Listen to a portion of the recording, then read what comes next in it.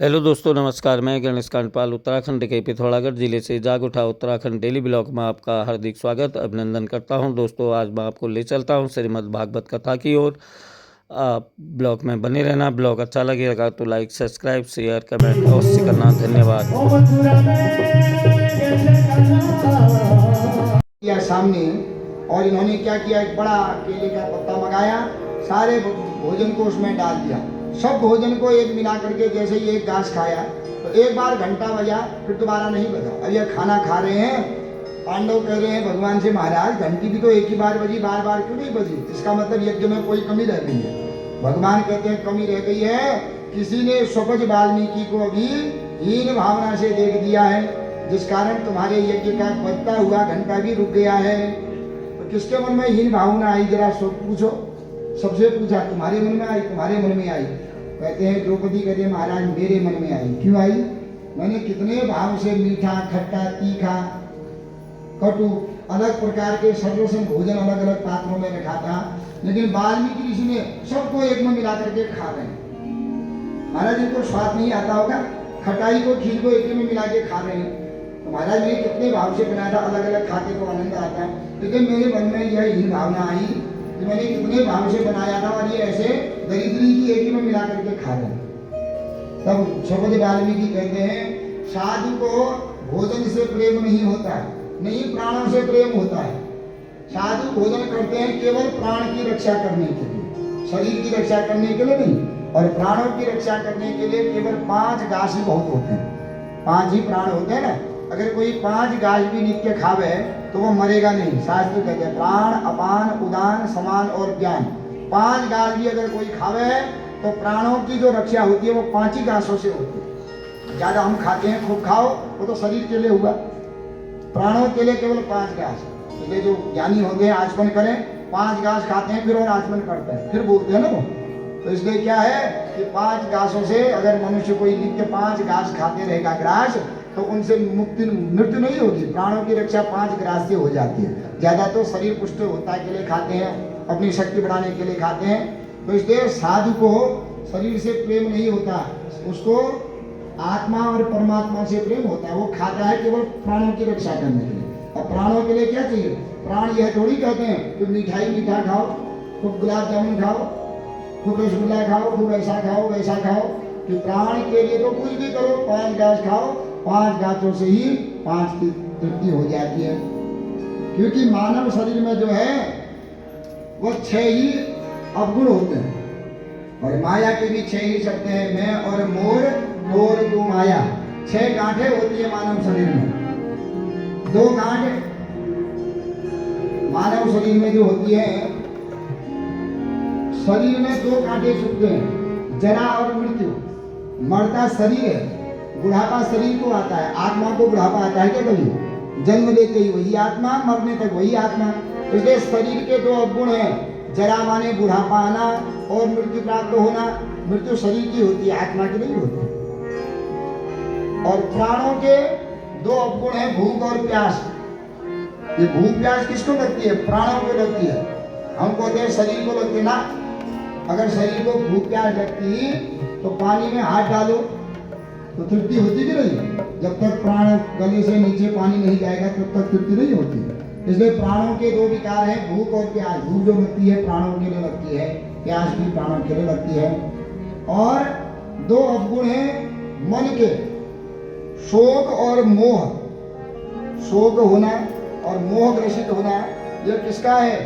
यह मन का संबंध है। इसलिए मानव शरीर में 6 विकार होते हैं, और इन 6 विकारों का भगवान के नाम लेने मात्र से 6 विकार नष्ट हो जाते हैं। अंत समय में जिसने 6 बार भगवान का नाम ले लिया, ये 6 विकार दूर हो जाते हैं। इसलिए दशरथ जी ने जब अपने प्राण त्यागे ना, उस समय 6 बार भगवान का नाम लिया। सत्य जगत से प्रीति लगा देती है, सत्य परमात्मा से अलग कर दे रही है। तो यही तो माया का चक्कर है। 6 शब्द है माया के, मैं और मोर, तोर तू माया, मैं मेरा तू तेरा। यह 6 शब्द जिसके जीवन में है, समझ लो वो माया में घिरा हुआ है।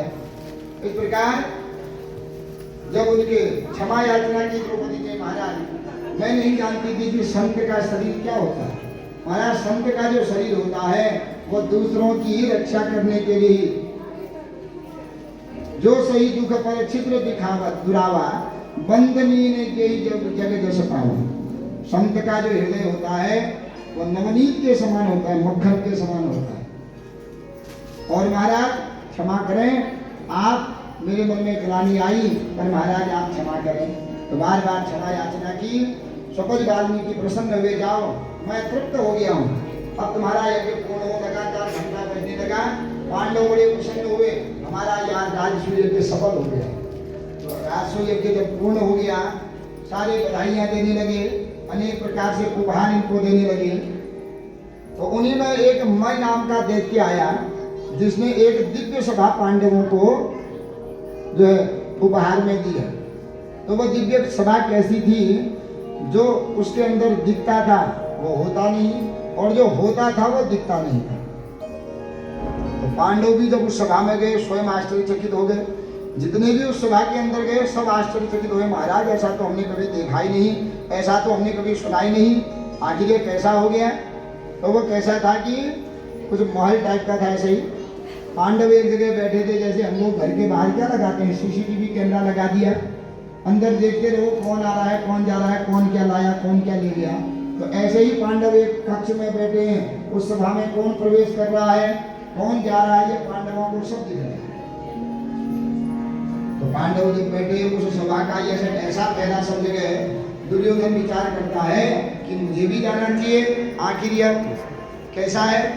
तो दुर्योधन भी चला गया। अब अंदर गया, उसको क्या देखा, वहां जली जल दिखा अंदर में। तो जल दिखा तो उसने धोती ऊपर को कर ली और आगे बढ़ने लगा। वहां तो यह था कि जो होता था वह दिखता नहीं, और जो दिखता था वह होता नहीं। धोती ऊपर को करके गया तो वहां जल था ही नहीं, स्थल ही स्थल था। दूसरे कमरे में गया, वहां पूरी मिट्टी मिट्टी दिखी उसको, जमीन दिखा। तो धोती नीचे करके जैसे ही उसमें गया तो वहां पानी था, वहां पानी में गिर गया। तो सारा महल जो है देख करके आया। अंत में विचार आया कि अब देख लिया, बाहर को जाऊं, दरवाजा दिखा इसको। दरवाजे से बाहर आने लगा तो वहां दरवाजा था नहीं, दीवार थी, सिर में लग गई। अब जब सिर में लगी है जोर से, तो ऊपर से पांडव मैं भी जोर से हंसने लगा। और हंसते हंसते क्या कहता है, जहां से भीमम तम दृष्टा स्त्रियो प्रपतयो परे निर्वायमानम राज्ञा कृष्णानुमोदिना। जहां से भीम हंसते हंसते क्या कह रहा है, अरे अनदेखा तो अंधा ही होता है, और जोर से हंस रहा है। देखो बाप अंधा है तो लड़का आप होते हुए भी अंधा है। राज्ञा कृष्णानुमोदिता, कृष्णा नाम द्रौपदी ने उसका अनुमोदन कर दिया। हाँ महाराज आप ठीक कह रहे हैं, बाप तो जन्मजात अंधा है, बेटे के आप होते हुए भी बेटा अंधा है, उसको पता नहीं चला होगा आदमी वाले दरवाजा नहीं है, अंधे का जो अंधा ही होता है। धर्मराज युधिष्ठिर उठ गए, हाहाकार करने लगे, अब ये दुर्योधन छोड़ेगा नहीं। तो यही हंसी जो हुई कौरव और पांडवों के बीच में युद्ध का कारण बनी। इससे पहले कौरव और पांडवों में कोई विशेष द्रोह नहीं था। तो इसी युद्ध यज्ञ के बाद कहां से पाया, किसने किया, ये है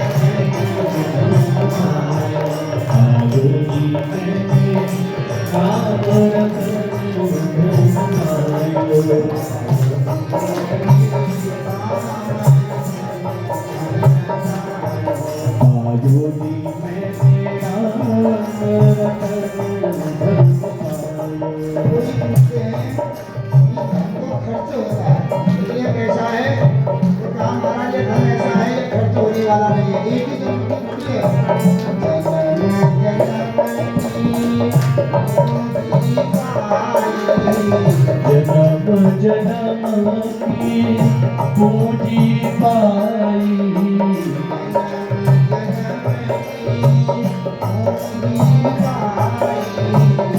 जन्म जन्म की पूंजी पाई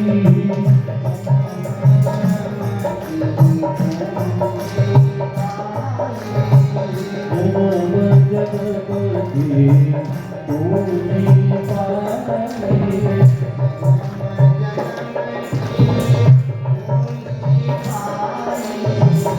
जन्म जन्म की पूंजी है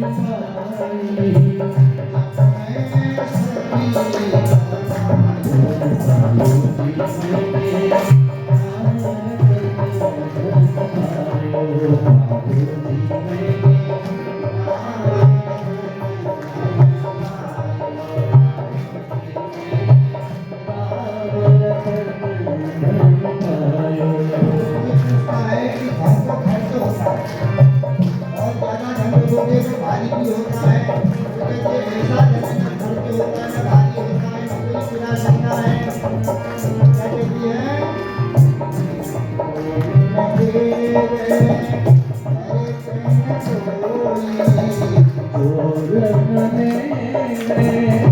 खर्च न कोई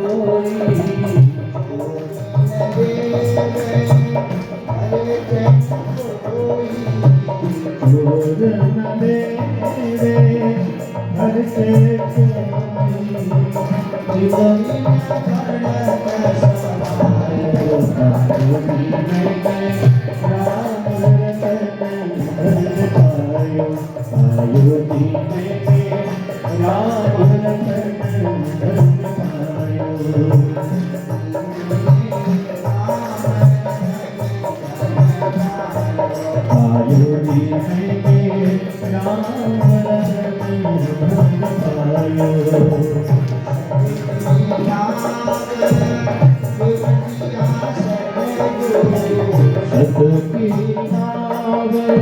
केवटिया सतगुरु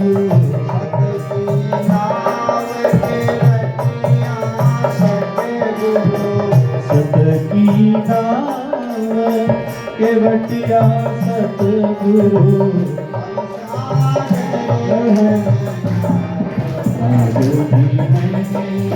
भवसागर प्रधायो पायो जी